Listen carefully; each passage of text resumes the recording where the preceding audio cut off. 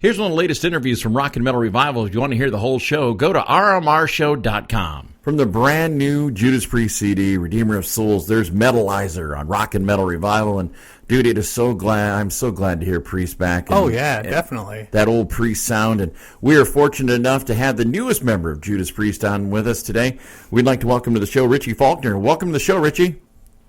Hey guys, it's a pleasure to be here, man. We had the first date of the Redeemer of Souls tour 2 days ago. So we're firing on all cylinders, and we can't wait to get around the States and deliver the goods to you all again. All right. Well, it's got to be a great night of rock and roll with the metal gods, and you got Steel Panther along with you. We have got Steel Panther, so you can imagine the fun that goes down with those guys. Oh, yeah. You know, it's like I missed the 80s with Priest, but we've got Steel Panther on the road with us. It's like revisiting the 80s, so I get the chance to relive those days. It's a blast, man. They're great guys, great players. And it's great fun. So how did you get the gig with Judas Priest? How did you get the audition? Well, it was a mutual friend, really. It was someone I knew, a guy called Pete Friesen, a guitar player with Alice Cooper back in the day. He'd done the Trash the World tour and, you know, the Poison video, stuff like that. I used to play in bars and clubs with him around London maybe 10 years ago now. And they contacted him. And Pete's a great player, he's a blues player, you know, and I think he knew the style of Priest metal, and he thought that he wouldn't really fit in with that. So he politely declined, and they asked him if he could recommend anyone else, and he put my name in the hat. So they called me up, and the rest is history, really. I mean, that's the long version, but that's kind of how it went down. Cool. Well, Richie, I just want to say that having you into the band now and with this release, Redeemer of Souls, it's really brought back that classic Priest sound. And is that something that you had some input on, or is that something that the band was heading that direction already before you joined? Well, I don't know. I mean, I can only speak for, you know, after I've joined the band, obviously. But I think the fact that the last record before Redeemer was a concept record, I think that kind of gets that out of their system. So I guess it was, what are we going to do now? And we all decided we're going to just do what comes from the heart, you know, do what comes from the character of the people in the band. And there's 3 writers. There always have been 3 main writers, which was Glenn, Ken, and Rob. And we kept it the same format, you know, the 2 guitar vocalist writing team. And I was brought up on a healthy diet of Priest and dual guitar bands like Lizzie and, you know, Maiden. And I've grown up with these guys. So when you get in the studio, you've just digested 40 years of the band's back catalogue on the Epitaph tour. You've built relationships with the guys. Your opinions are trusted, and everyone trusts each other. So put all that together, get in the studio, and it was just, let's do what comes from the heart. Let's do an honest, pure, raw Judas Priest record, and let the songs and the character of the band do the talking, and that's what we did. So what was the first Judas Priest song you learned when you were a kid playing guitar? That's a very good question. No one's asked me that before. Hey, woo! Yeah, man. They always ask what my favourite Judas Priest song is or whatever, and it's always hard to answer that too. But the first Priest song that I actually learned on guitar was probably Breaking the Law. Yeah. I was aware of Priest's music before I was aware of the band, if that makes any sense. I knew of these songs, Breaking the Law, Living After Midnight. When I discovered Priest, the name, it was around the Painkiller time.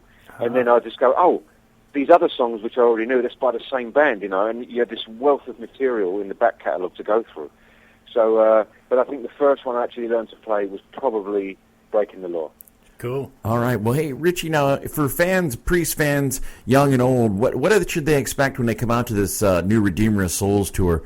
They're going to get a lot of the classics? Are you pulling some vintage stuff out from behind? What should they expect?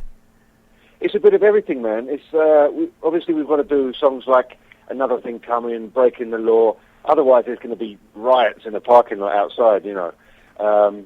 We love playing those songs. It's great. Sometimes the audience sings it louder than Rob does, you know. There's going to be some classics like that. There's going to be some new ones. We're also revisiting a few moments from Defenders of the Faith. It's the 30th anniversary of that record this year. And then we're filling it up with a few other classic Priest gems in there. So we've got some old, some new, some classics, some revisiting of Defenders. And then, of course, you've got the production which Priest is famous for. You know, the lights and the bike and the leather and studs, and it's just a great show. It's great to be a part of. And the only downside, if there was any for me, is that I can't be out the front watching it. You know, you can see all this stuff going on, and but you can't see it from the front. But it's not a bad problem to have in any sense. But we played the first show, as I said, the other night. The fans were going ballistic. We haven't been out on the road for about 2.5 years now in the States, so it's great to get back out there into the metal community again. And can't wait to get out there tonight and beyond. So are you playing that guitar that they gave you on that one show? What was it, Count's Customs? Count's Customs, I'm going to play that in Vegas. Oh, yeah?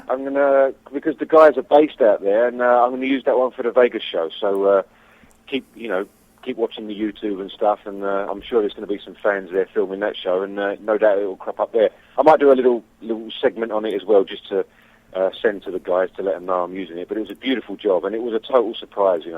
Sometimes people have the assumption that these reality TV shows are kind of constructed, and I'm sure some of them are, but this one was a genuine surprise. We were in there for about 3 or 4 hours just talking about his heavy metal, which is cars, and our heavy metal, which is the music we create, and it was great. We're all from the same tribe, and they brought that guitar out, and the band knew about it, but I had no idea, and I got a bit worried for a few seconds. It could have been anything, but when I saw that paint job on that beautiful Gibson guitar, it just blew me away, man. The dedication to their art form, it kind of links up with our art form and the dedication that we put into it. So it was a great honor to receive such a great gift. All right, well, Richie, I don't want to sound selfish as a Judas Priest fan because we just got a new record for you, but any planning on a future album? It's funny you should say that, man. I mean, as I said before, the creativity that was surrounding the band around the Redeemer of Souls sessions, I wouldn't say no to another Judas Priest record in the future. And the way that this creative process happens, we went out onto the Epitaph tour. It fires you up to do some new tracks on the record, and when you do those tracks and you finish them, it inspires you to get out and play them on the road. And in turn, because of that and the creativity that we experienced before, I wouldn't say no to another Priest record in the future. Yeah, you really gave them a real kick in the ass, because when we saw the Epitaph DVD, it was like a totally different Priest. A lot more energy. Well, you know what, man? I can't take full credit for that. There's 5 guys in the band, and they all love what they do. And you can't be pioneers of metal for 40 years and not love what you do. So I take a fifth of the credit for that, but the other 4/5 of that credit must go to the others in the band, man. They love what they do, and we're all a unit, and we all love what we do. So long may that continue as well. Well, Richie, I got a quick question to ask you, because we know you got a big show tonight in Chicago. I want to ask you, of all the Priest catalog, and when you hit the stage, what song makes you light up each night to play live in concert? That's a really tough question again, man. I mean, the great thing is this time we're doing songs that I've co-wrote with the band, so it's my first time playing this new material to a live audience with the band. So they're obviously very special to me. But then there's songs like Victim of Changes and, Another Thing Coming, and we're doing Love Bites on this tour. We're doing Jawbreaker on this tour from Defenders.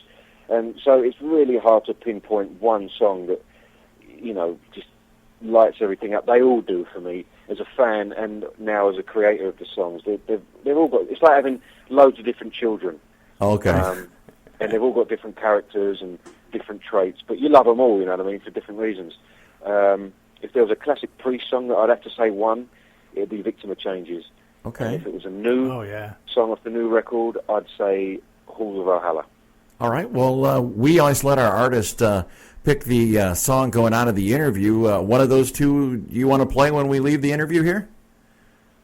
Well, as I mentioned it now, I think we'll go with Halls of Valhalla off Redeemer of Souls. It's a great epic journey into Norse mythology and Priest, music that it takes you into that other world that Priest music sometimes does. So I'd have to say Halls of Valhalla from Redeemer of Souls. Excellent. Well, Richie, we want to thank you very much for spending time on Rock and Metal Revival.